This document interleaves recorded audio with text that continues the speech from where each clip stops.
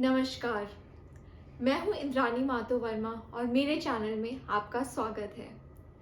मैं pass out हूं NIT Jamshedpur और आईआईएम बैंगलोर की और मैं आपसे बातें करती हूं फाइनेंस के बारे में। दोस्तों, आज हम बात करेंगे एक ऐसे इन्वेस्टमेंट प्रोडक्ट की जो कि आपको बैंक एफडी से ज़्यादा रिटर्न देता है और वो भी बिल्कुल रिस्क फ्री। तो चलिए सबसे पहले हम देखते हैं कि बैंक्स एफडीज पर आजकल कितना इंटरेस्ट रेट दे रहे हैं।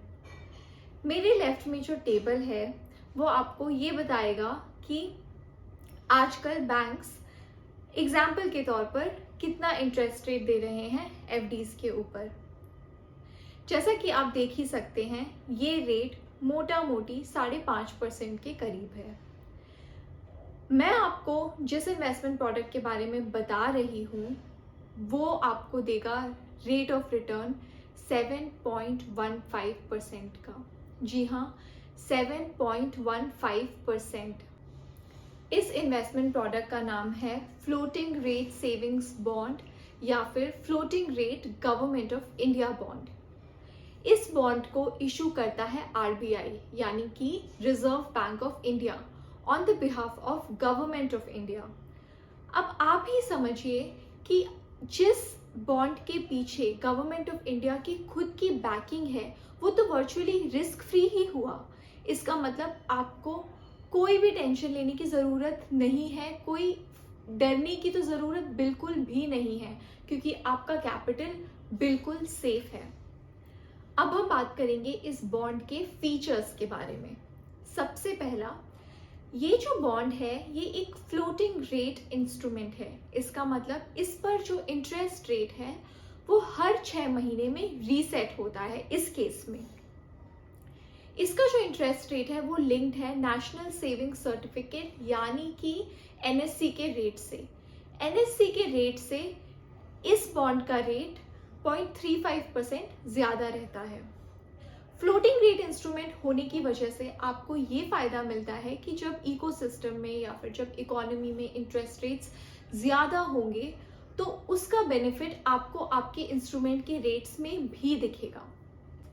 इस बॉन्ड का दूसरा फीचर ये है कि हर 6 महीने में आपको इंटरेस्ट का पे आउट होगा।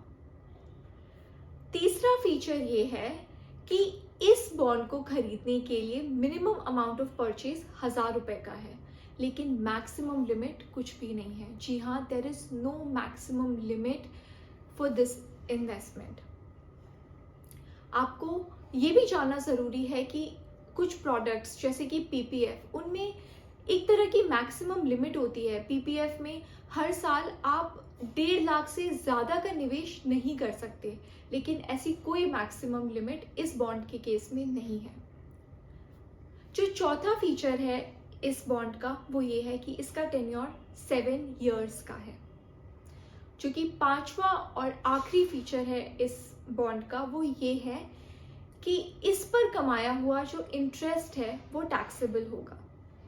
अगर आप इस इन्वेस्टमेंट प्रोडक्ट में इन्वेस्ट करना चाहते हैं तो आप किसी भी नेशनलाइज्ड बैंक में जाकर ऐसा कर सकते हैं। कुछ प्राइवेट बैंक्स भी हैं जो कि ऑथराइज्ड हैं ऐसा करने के लिए, जैसे कि HDFC bank, axis bank, ICICI bank.